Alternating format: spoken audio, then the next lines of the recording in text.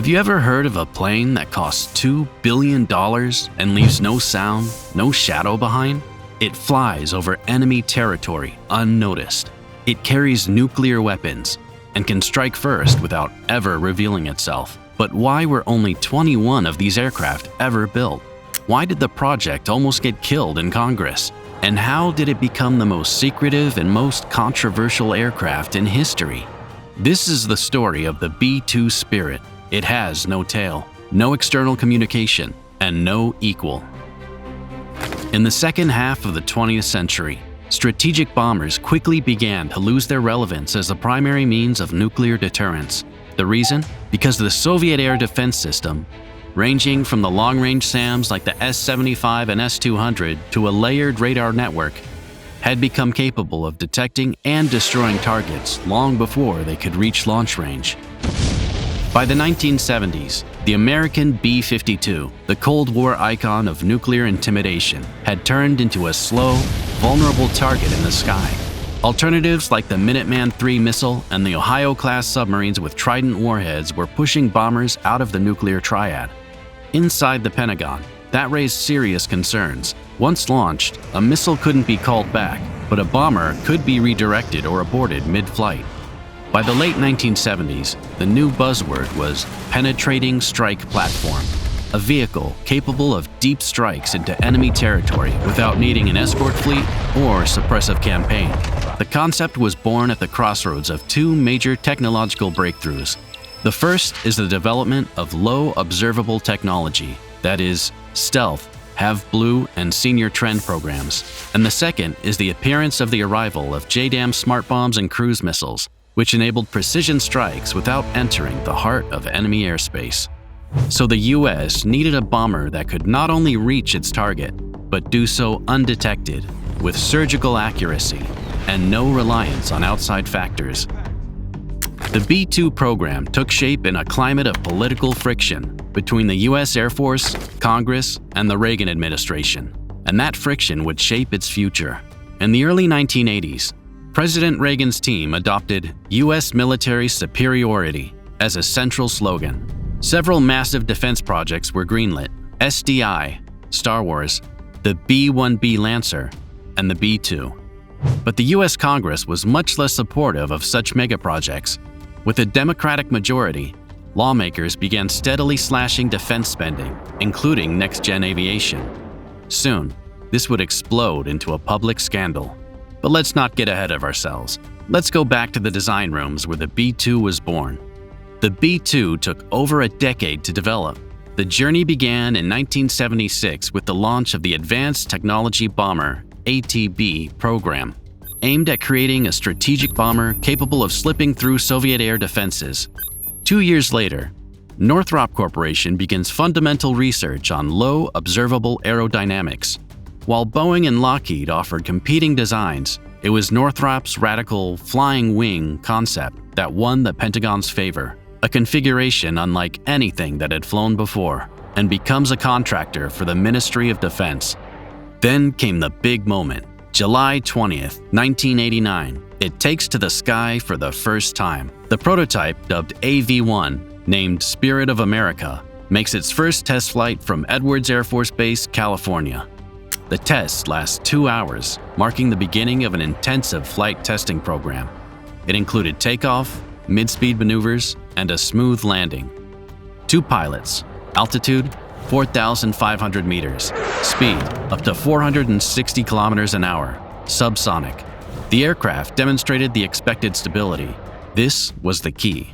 The configuration of the flying wing configuration had previously been considered virtually uncontrollable without a tail. The choice of the flying wing wasn't just an aesthetic gamble by Northrop's engineers. It was a deliberate, even ideological decision. Jack Northrop, back in the 1940s, believed that aircraft of the future would have neither fuselage nor tail. His experimental models, the YB-35 and YB-49, were decades ahead of their time in aerodynamics and drag performance. But they lacked stability and control. The program was shut down in 1950, and Northrop left the company disillusioned, convinced his vision had come too early. And so the technological renaissance of wings became possible only in the 1980s, and only in conditions where digital avionics could compensate for the inherent instability of such a configuration. A closer look reveals that the creation of the B-2 is an engineering feat as complex as the development of a nuclear submarine. Fuel tanks and weapon bays had to be built entirely within the wing. 4 General Electric F-118 engines were integrated into the airframe without giving away their radar signature. Structural loads during maneuvers had to account for wing flexibility across a 52-meter span. A completely new approach to maintenance. Repairs required special workshops with constant temperature and humidity, a topic we'll return to. In short, Northrop didn't just revive the flying wing, they turned it into a 21st century weapon, thanks to digital stabilization and advanced stealth technology. And speaking of stealth, we'll get to that next. At the time of its debut in 1989, the B-2 Spirit had no rivals in the field of stealth technology. It was the world's first and most advanced strategic bomber designed from the ground up as a low observable platform. No other aircraft, neither in the US nor anywhere else, offered such a combination of stealth, intercontinental range, and payload capacity. Stealth is not just a technology, it's a vast, complex strategy of silence. Thermal, radar, infrared. The B-2 was engineered so that its radar cross-section, RCS, would be comparable to that of a small bird. The exact figure remains classified, but leaked sources cite a number around 0.001 meters squared. For comparison, the F-15 has an RCS of about 25 meters squared. In radar terms, the B-2 is not an aircraft. It's a stray sparrow's shadow. How was this achieved? By eliminating vertical surfaces. Traditional radar reflectors like the tail fin and stabilizers were discarded as relics of the past. The wing's shape isn't just a smooth curve. It's geometry designed to deflect radar waves not backwards, but sideways, at scatter angles. Seams, hatches, and antenna are all hidden or covered with radar transparent panels. Even the in-flight refueling ports have a special geometry. And of course, there's the RAM, radar absorbent material, coating, a unique compound that doesn't reflect radar pulses but instead converts them into a faint heat signature. In essence, the radar illuminates the aircraft, but it doesn't shine back. The energy is absorbed. What's more, B-2's RAM is multi-layered, ferromagnetic and carbon-based polymers, an elastic surface that maintains properties under heat, and a moisture-resistant top layer to prevent swelling or freezing. Okay, but what about the turbojet engine? It's like a torch in the night. It's impossible not to notice it. The B-2 uses multiple tricks. Its air intakes are recessed into the upper wing surface, with internal bends that prevent direct radar line of sight. As for exhaust, the nozzles are flush with the airframe and diffuse hot gases through a series of narrow slits, producing a low-temperature plume. This greatly reduces its thermal signature, especially in the infrared spectrum. The engine casings are cooled by a dedicated system that channels excess heat away from the fuselage. So yes, even the turbojet engine is hidden. At high altitudes, the B-2 is virtually silent. Its F-118 engines, lacking afterburners, produce no significant acoustic trail. Moreover, its flight path and cruising altitude are carefully calculated to minimize the aircraft's acoustic echo, picked up by ground-based microphone arrays. And when it comes to communications, the B-2 can complete an entire mission in radio silence. It does have communication systems, but they are used sparingly, with strict control, and often in passive mode to avoid detection. This is part of the low probability of intercept (LPI) philosophy. Transmitting is vulnerability. Coordinate updates are received via narrow beam, secure SATCOM channels, often in passive mode. In the late 1980s, these capabilities were beyond even the boldest dreams. But there were several important drawbacks to the B-2, and the first is the cost. It caused a huge scandal. B-2 remained in the status of a black program, black project, until 1988. Over $23 billion had been spent on it in that time, with no broad accountability to Congress. Once declassified in 1988, it became clear that the actual unit cost would be many times higher than originally stated. This triggered a terrible scandal. Some senators publicly declared they had been misled and demanded a full review of the program. As a result, the originally planned fleet of 132 was slashed to just 21 aircraft, and things only got worse. In 1994, the Government Accountability Office, GAO, released a report calling the B-2 one of the Pentagon's most risky and least transparent programs. The B-2 program is a rare example of how internal U.S. political conflict between the military, the administration, and Congress shaped the fate of a weapon. The project could have been canceled entirely or mass-produced. As a result, it was not canceled. That would have meant wasting about $2 billion in development costs. Instead, the B-2 became exclusive. If the B-2 were a person, it would be a brilliant but painfully sensitive chess grandmaster, prohibitively expensive to maintain, and utterly unforgiving of mistakes. Its operational cost is estimated at $130,000 per flight hour. This is already a modern-day calculation. For comparison, the F-16 costs around $25,000 per hour. Where do such numbers come from? From the need to maintain all those technological advances of the B-2. The RAM coating is delicate, sensitive to rain, hail, and temperature changes.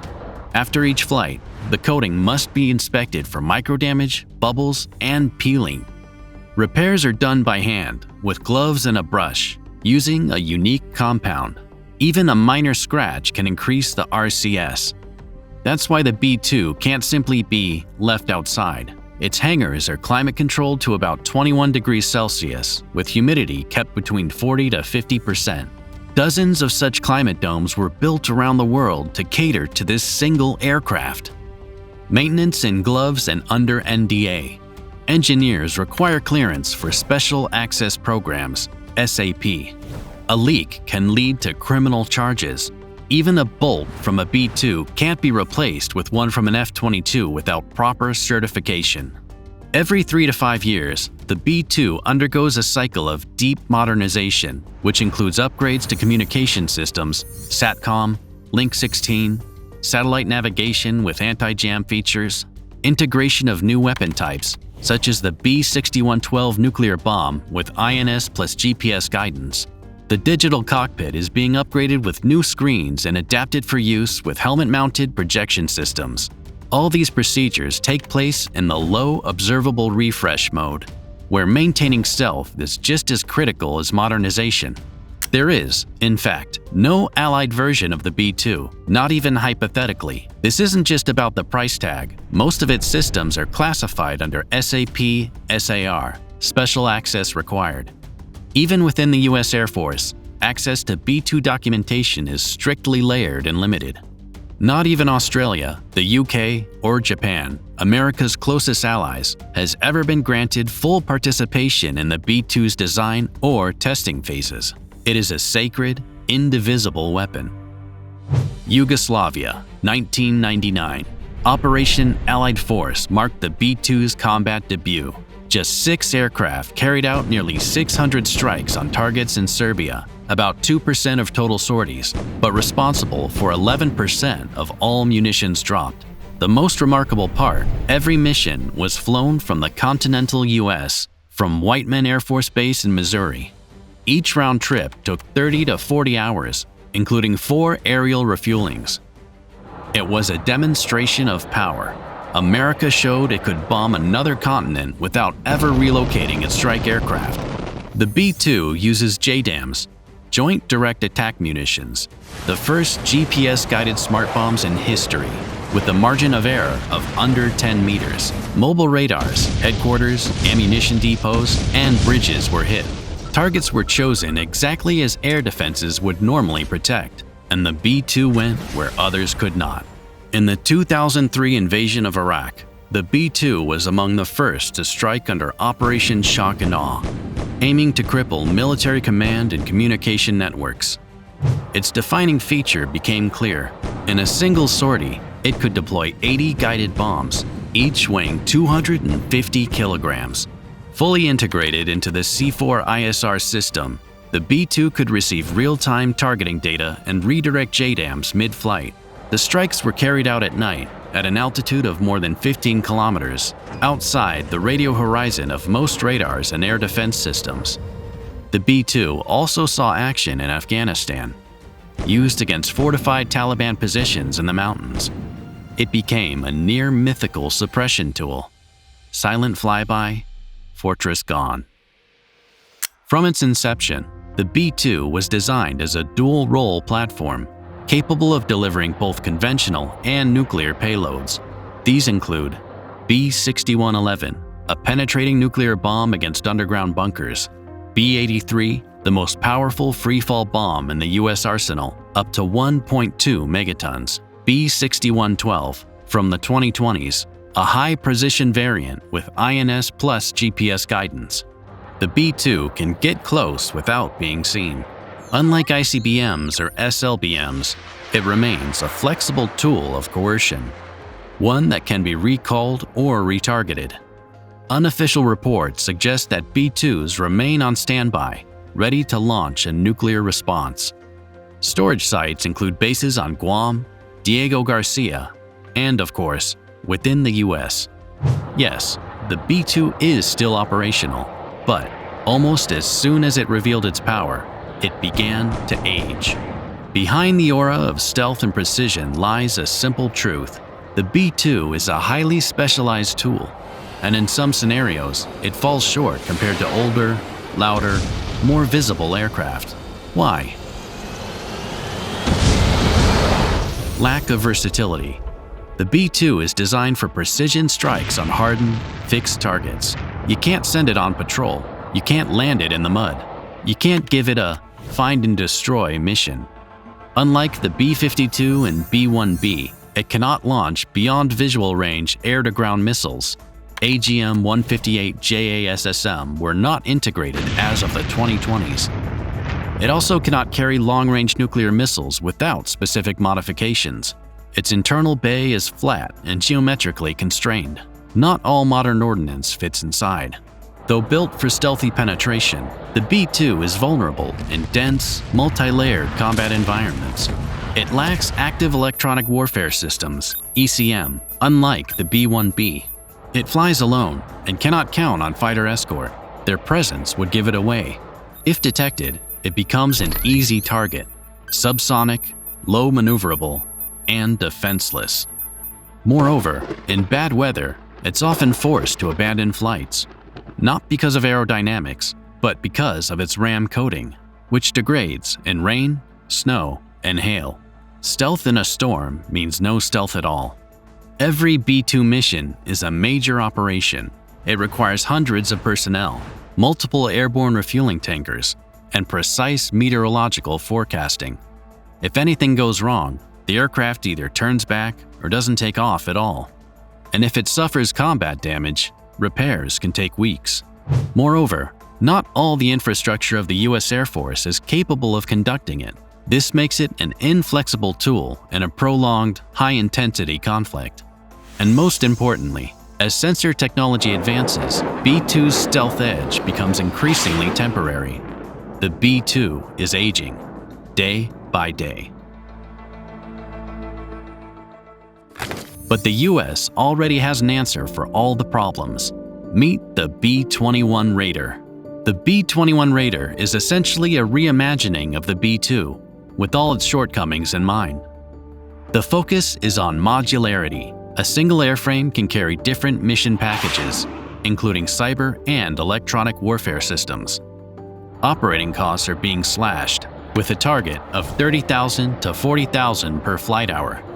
The Raider is fully integrated into the Joint All-Domain Command and Control JADC2 network, functioning as part of a distributed swarm of strike platforms.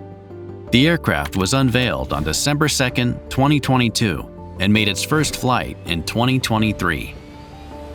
On January 23, 2024, initial low-rate production, LRIP, of the B-21 began, with the first 6 aircraft at various stages of assembly. The new bomber is likely powered by two F-135 engines, developed by Pratt & Whitney for the F-35 Lightning II multi-role fighter. The B-2 gave birth to a whole design lineage. It inspired the F-22, followed by the F-35. It embodied the very concept of an unmanned stealth strike bomber. The XQ-58 Valkyrie is the direct heir to the ideas of the B-2. Even in China, H-20, and Russia, PACDA, you can see the Spirit silhouette, an indirect nod to the correctness of its architecture. The B-2 Spirit is more than just an aircraft. It's the synthesis of an era defined by fear, bold engineering, and political resolve. It wasn't born in a lab. It was forged in geopolitical anxiety at a time when the Cold War demanded not victory, but silence. And it doesn't disappear, it evolves. Into concepts like the B-21 Raider, into programs of autonomous platforms and hypersonic weapons. Like a true phantom, it will be remembered not for what it did, but for what it could have done and didn't. 1976. USAF initiative to replace the B-52 and B-1. The launch of the Advanced Technology Bomber ATB program. The goal, to develop a strategic bomber capable of penetrating Soviet air defenses undetected. 1978. Work on stealth geometry. Northrop begins foundational research into low observable aerodynamics based on the equations of Soviet physicist Pyotr Ufimtsev. This marks the start of the program's covert phase, running parallel to what would become the F-117. 1979. Competition between industry teams. Boeing, Lockheed, and Northrop Teledyne submit competing concepts. Northrop proposes a flying wing design, radically different from anything that had ever flown before. 1981. Northrop wins the contract.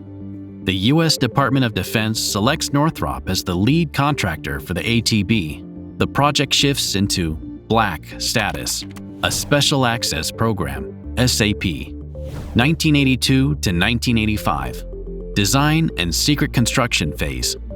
Final airframe configuration completed. Development of composite materials and radar-absorbing coatings, RAM. Construction of the first prototype under the AV-1 index has begun. July 20th, 1989. First flight of the B-2. The AV-1 aircraft, named Spirit of America, takes off from Edwards Air Force Base in California for its maiden flight. The test lasts 2 hours, marking the beginning of an intensive flight testing program. 1990.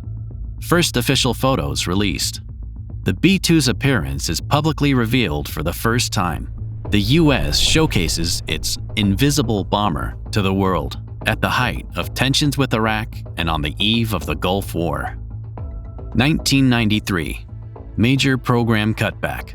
Following the end of the Cold War, the U.S. Congress slashes the B-2 procurement from 132 aircraft to just 20 operational units and 1 prototype. The reason? Staggering costs exceeding $2 billion per plane. January 1st, 1997. Deliveries to the 509th Wing of the U.S. Air Force. The B-2 officially enters service with the 509th Bomb Wing at Whiteman Air Force Base in Missouri, the aircraft's only permanent operating location. March 24th, 1999. Combat debut over Yugoslavia. 6 B-2s strike real targets for the first time in history during Operation Allied Forces, targeting Belgrade and key air defense infrastructure. 2003 to 2010. Extensive combat use in Iraq and Afghanistan. The B-2 takes part in Operation Shock and Awe, targeting communication hubs, bunkers, and airfields. The strikes showcase the JDAM's precision and the bomber's deep stealth capabilities. 2010 to 2020. Modernization Program. Upgrades include new communication systems, integration of advanced munitions, a digital cockpit overhaul, and enhanced navigation algorithms. Preparations begin for compatibility with the B-6112. 2021 to 2024. Transition to the B-21 era, without retiring the B-2. Official confirmation: the B-2 will remain in service through at least 2040. Preparations are underway to operate it alongside the B-21 Raider. At the heart of the debate was a single question: is America willing to spend tens of billions of dollars on an aircraft whose greatest strength is that no one can see it? In the end, the B-2 became the embodiment of Muhammad Ali's philosophy: you can't hit what you can't see. It also became the most expensive proof yet that the 21st century would belong to stealth and precision weaponry.